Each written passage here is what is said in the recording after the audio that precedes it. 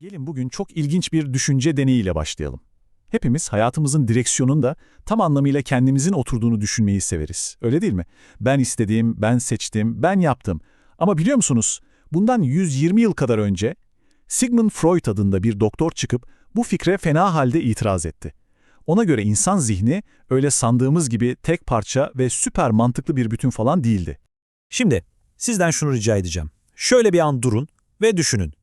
Bugün verdiğiniz son kararı hatırlıyor musunuz? Belki bu incelemeye tıklamaya karar verdiniz. Belki az önce bir kahve yaptınız ya da birine mesaj attınız. Peki, o kararı gerçekten ama tamamen ve sadece siz mi verdiniz? Yoksa o kararın arkasında kafanızın içinde dönen gizli bir müzakere mi yatıyordu? Bakın bunu hepimizin şahsen çok iyi bildiği bir senaryoyla canlandıralım. Gece yarısı olmuş, usulca mutfağa süzülmüşsünüz. Dolabın kapağını bir açıyorsunuz ve bam! O devasa çikolatalı pasta size bakıyor. Tam o saniye içinizden son derece net bir ses yükselir. Hiç düşünme, hemen göm. Ama aniden başka bir mantıklı ses araya girer. Yarın sabah tartılacaksın. En azından yarısını yesen daha iyi olur. Ve tam siz bir orta yol bulacakken bu ikisinden çok daha sert, acımasız ve yargılayıcı üçüncü bir ses patlar. Hani diyetteydin, senin iraden bu kadar mı zayıf? İşte Freud'a göre mutfak dolabının önünde yaşadığınız bu şey basit bir ikilem değil, bildiğiniz zihninizin yönetim kurulundaki psikolojik bir savaştır.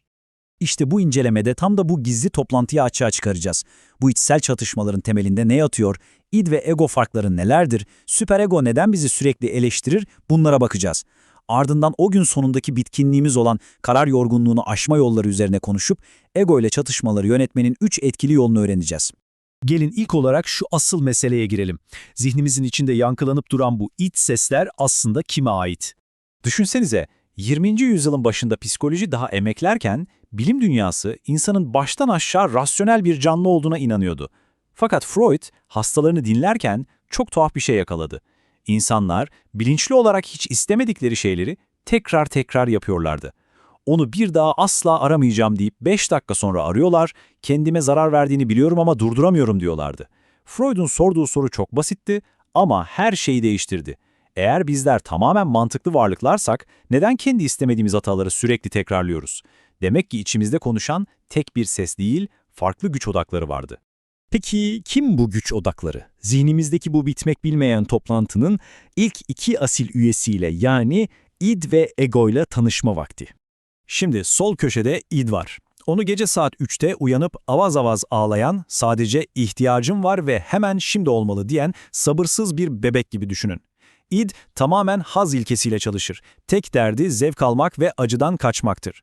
Sağ köşede ise ego var. Ego, biz büyüyüp dış dünyanın acımasız gerçekleriyle tanıştıkça gelişir. Gerçeklik ilkesiyle çalışır. Yani ne istiyorum diye tutturmaz, bunu gerçek dünyada kuralları bozmadan nasıl elde edebilirim diye sorar. Harika bir arabulucudur. Şöyle düşünün, sabahın köründe işe geç kalmışsınız, kırmızı ışık yanıyor ama yol bomboş. İd içeriden hemen bağırır, yol boş, bas gaza.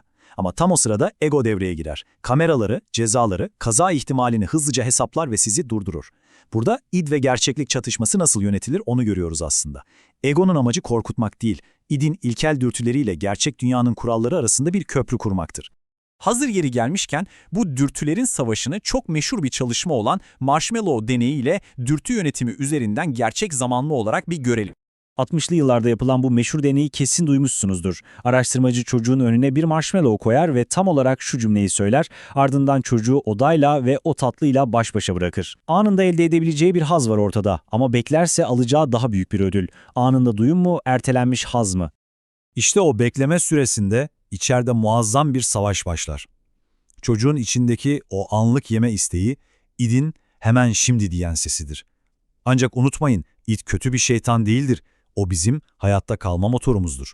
Çocuğun kendini zorla tutup ikinci ödülü bekleme çabasıysa işte o meşhur egonun direksiyonu sıkı sıkı tutmasıdır. İd gaza basmak ister, egoysa yolu gözeterek hızımızı ayarlar.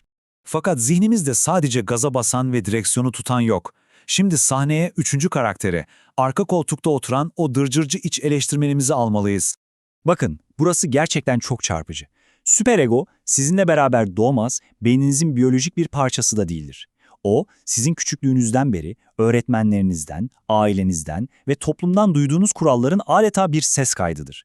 Oyuncaklarını topla, ayıp, el alem ne der?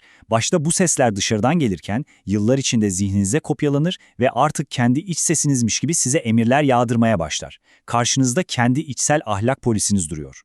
Kafanızın içinde sürekli yapmalısın, etmelisin diyen o zehirli, melimalı dili varsa, geçmiş olsun süperego konuşuyor. Mükemmeliyetçilik psikolojisi tam da buradan beslenir. Düşünün, zorlu bir sınavdan 95 alırsınız, herkes sizi ayakta alkışlar ama o acımasız iç sesiniz sadece kaçırdığınız o 5 puana odaklanır ve neden 100 alamadın diye başınızın etini yer. Sizi asla ulaşamayacağınız ideal standartlara hapseder. Peki içeride kopan bu bitmek bilmeyen fırtınaların bize faturası ne? Ego bu ağır yükü nasıl taşıyor?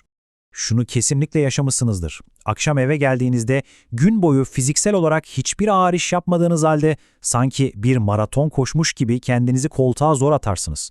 Zihniniz uyuşmuş gibidir. Neden mi? Çünkü uyanık kaldığınız her saniye egonuz içeride devasa bir trafik sıkışıklığını yönetmekle meşguldür. Bugün ne giysem, o maildeki yoruma bozuldum ama cevap atarsam ayıp olur mu? Öğlen lahmacun mu yesem salata mı? Ego sürekli riskleri hesaplar, istekleri bastırır ve id ile süperego arasında pazarlık yapar. Bu da bizi karar yorgunluğu dediğimiz o ağır tükenmişliğe sürükler. Hakim bütün gün sağa sola koşmaktan bitap düşmüştür yani. İyi hoş da biz bu savaşı nasıl durduracağız? Zihnimizdeki bu savaş alanında zavallı egomuza nasıl yardım edebiliriz?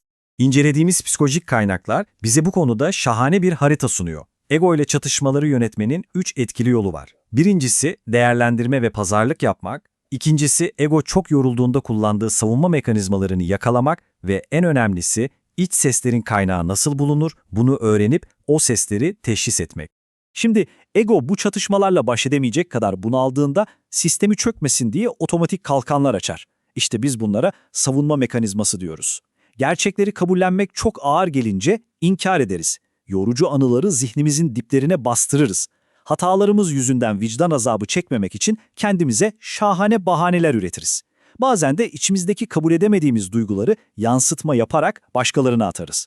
Karar yorgunluğunu aşma yollarından ilki ve en önemlisi dürüst olup bu kalkanların arkasına ne zaman saklandığımızı fark etmektir.